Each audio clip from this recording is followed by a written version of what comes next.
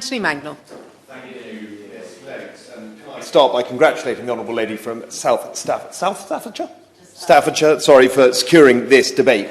I think if Jeremy Clarkson's farm show on Amazon has proved anything, it is that farming is not an easy career choice. And even for those who present car shows, it is still incredibly difficult to be able to turn a profit.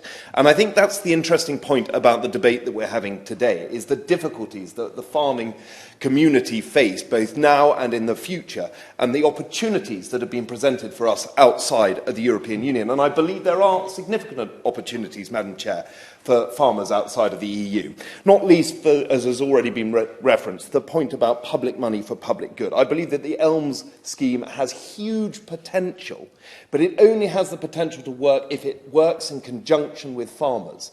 And across the House, both here and in previous weeks, I've heard from many colleagues about the fact that the ELM scheme is already looking too difficult, that there isn't enough information around that the schemes are too complicated to even apply for, that the variety of funding schemes are also too difficult. So if I can make any plea to the Minister in the short time that I have, it would be to make sure that the cooperation with farmers is far greater than it already is. There have been interesting pinch points in the last 2 years since I've been elected as a Member of Parliament, in which I think has taken the wrong approach. The animal transportation consultation, the badger culling consultation, and now the new rules for water.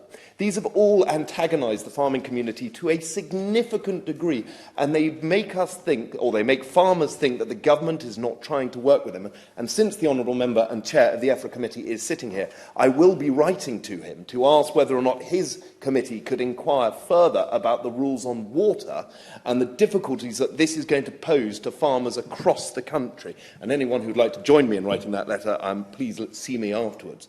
But there are huge opportunities, and I should declare my interest as a champion of regenerative agriculture and the Conservative Environment Network, and indeed my other half is someone who worked in that field. But there are new opportunities for seeing how that we can farm. So it's not just preaching about do-goodery when it comes to climate change, but how we can lower people's costs to produce more productive food. And whether that's no-till farming, regenerative agriculture, or looking at how we grow non-monocultured crops, the opportunities are very much there.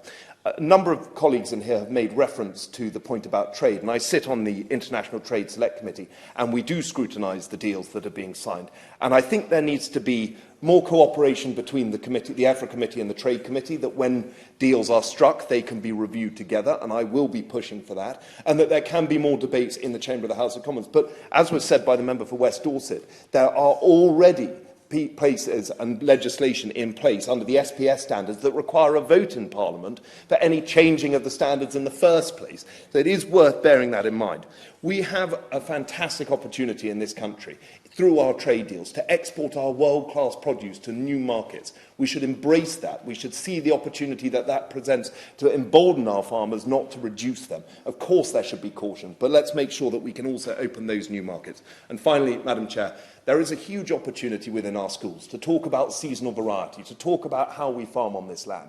We are doing ourselves an injustice when we fail to teach about farming in our schools. Thank you.